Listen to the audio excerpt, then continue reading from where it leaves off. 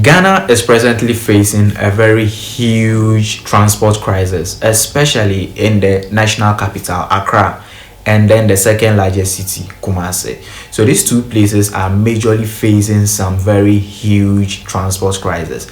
The transport crisis has gone to the extent that ministers and members of parliament have gone on the street to organize buses and also to pay directly for the TNT of people on the streets. But surprisingly, the transport crisis presently being faced by people in Ghana is not as a result of the incompetence of the sitting government. Neither is it as a result of some weird or irregular or unpopular policies that is made concerning transport in the country.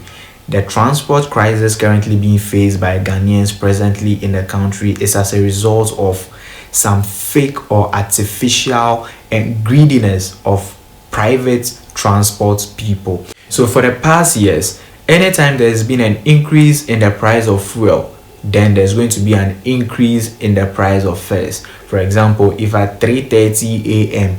the fuel prices in Ghana goes up, then be sure that by 4 o'clock the prices of transport will also go up.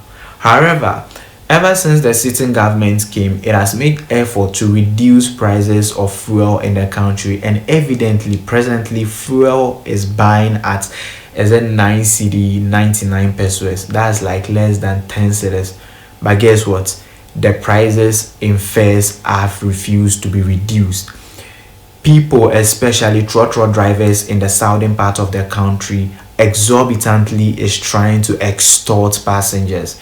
For rush hours, these particular private individuals operating trotros in the country at their own discretion can decide to increase the price exorbitantly.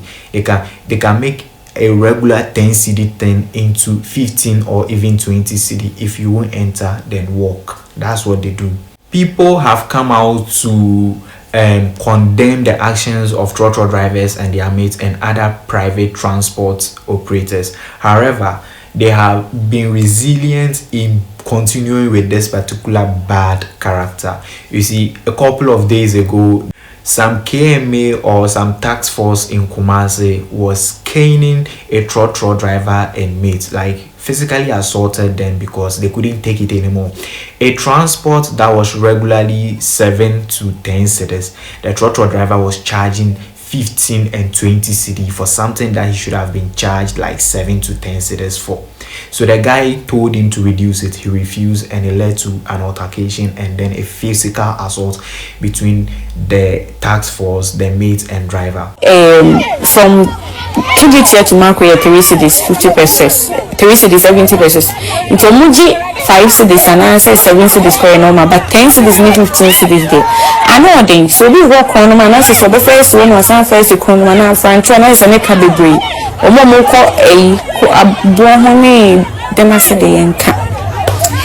I want to say, I don't know, so me, well, we name Star uniform, we one right.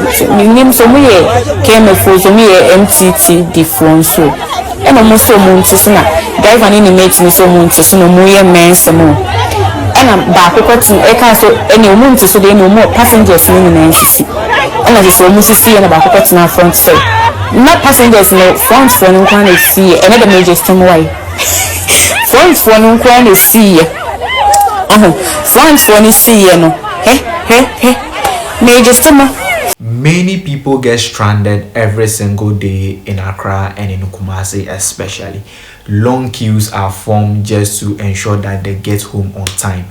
And going to work also the next day becomes an issue because there are no trotros available. People have packed their trotro just because they have been told to reduce transport prices.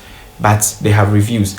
But just wait for fuel to go up by just 5 pesos. They are going to increase the fares. But fuel prices have dropped for, I think, I don't even know, is it 12 or 13 cedi now, up to a single number 9 cedi. Still they have refused to reduce prices, but I blame the government because there have been over 240 something Ayalolo buses. Presently, less than 50 is in operation.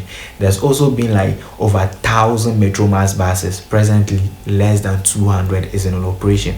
Ghana lacks maintenance, and if we are lacking maintenance, our transport, the public transport or the state-owned transport companies will continue being weakened, and the private ones will continue extorting the citizens.